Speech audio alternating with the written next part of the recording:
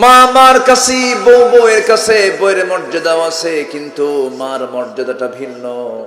মার সঙ্গে তুলনায় চলবে না পৃথিবীর কোন সম্পর্কের।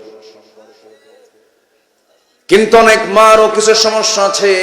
শাশুড়ি নামক একজন পদ নিয়ে থাকেন। যে সমস্ত শাশুড়িরা দেখবেন নিজের মেয়েকে দেখে এক চোখে, ছেলের বউকে দেখে আরেক চোখে, এই সমস্যা মনে হয় রাম উপজেলায় নাই। অনেকের কমন পড়ছে বিষয়টা, মনে মনে বলতে হুজুর ভালো করে কম, আমার মা আসছে এখানে, কি ঠিক আছে না? মা, শাশুড়ি এবং ছেলে বউ, এই দ্বন্দ্বটা একটু লেগে থাকে। একটু মূর্খতার কারণে, অবুঝের কারণে। ব্রড মাইন্ড করতে হবে, পৃথিবীতে এসেছে আগে শাশুড়ি না আগে ছেলে বউ? পৃথিবীতে কে আগে এসেছেন বলেন? শাশুড়ি এসেছেন। এখানে মুরব্বী হবেন শাশুড়ি, তাই না? তিনি যেহেতু দুনিয়াতে এসেছেন আগে। আমার মায়েরা একটু মনোযোগ দিয়ে শুনবেন। প্রায় আমাদের কাছে ফোন আসে, হুজুর মার সঙ্গে থাকতে চাই, কিন্তু আমার বউয়ের সঙ্গে আমার মার পড়ন নাই, খুব বেকায়দায় আছে হুজুর, বাড়িতে গিয়ে অশান্তি, মার মুখ কালো, বউয়ের মুখটা কালো, আমি এখন যাই কোন দিকে? হয় না এরকম? হয় না? সুন্দর সমাধান আছে। পারিবারিক জীবনে অশান্তিটা অনেক ফ্যামিলিতে আছে। একটু মন লাগায় শুনবেন। যিনি বিয়ে করেছেন তার দিকটা সবচাইতে গুরুত্বপূর্ণ দিক, তিনি খেয়াল রাখবেন। মার জায়গায় মা, বউয়ের জায়গায় বউ। মাকে মার জায়গা থেকে বোঝাতে হবে, বউকে বউয়ের জায়গা থেকে বোঝাতে হবে। অনেক মা আছে দেখবেন নিজের মেয়েকে বিয়ে দিয়ে জামাইয়ের খুব প্রশংসা করে, বলে আমার মেয়ে যেখানে বিয়ে দিয়েছে জামাইটা আমার খুব ভালো, খুব ভালো, হাজারে একটা খুব ভালো আমার জামাই। আমার মেয়ে যা বলে আমার জামাই তাই শোনে।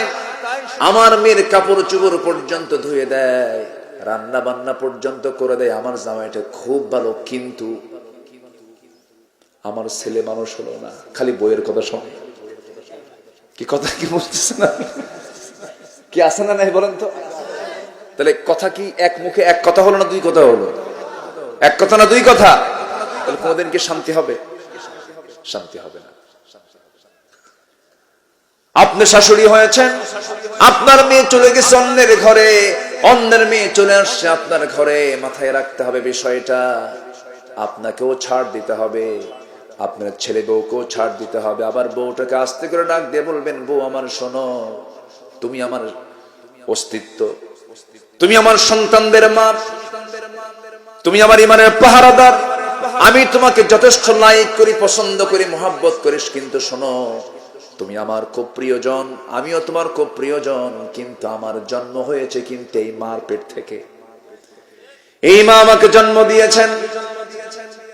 একটা কথা বলে দিই, আমার স্ত্রী, বউ কিন্তু মারা গেলে বউ পাওয়া যায়, বউ কিন্তু তালাকও দেওয়া যায়, কিন্তু মা কখনো তালাক দেওয়া যায় না, মাকে কখনো বাদ দেওয়া যায় না। মার বিকল্প কোনো কিছু পৃথিবীতে আর নাই। আল্লাহু আকবার বলো। খেয়াল রাখতে হবে। বউয়ের জন্য ঘর বরাদ্দ, ছেলের জন্য ঘর বরাদ্দ, মেয়ের জন্য ঘর বরাদ্দ, আত্মীয়ের জন্য ঘর বরাদ্দ, বাপ মার জন্য ঘর নাই। আছে না নাই? বাপ মা যদি অসন্তুষ্ট হয়ে যান, আল্লাহ সন্তুষ্ট হয়ে যাবেন। আল্লাহ যদি খুশি করতে চান, বাপ মাকে খুশি করে আল্লাহকে খুশি করতে হবে।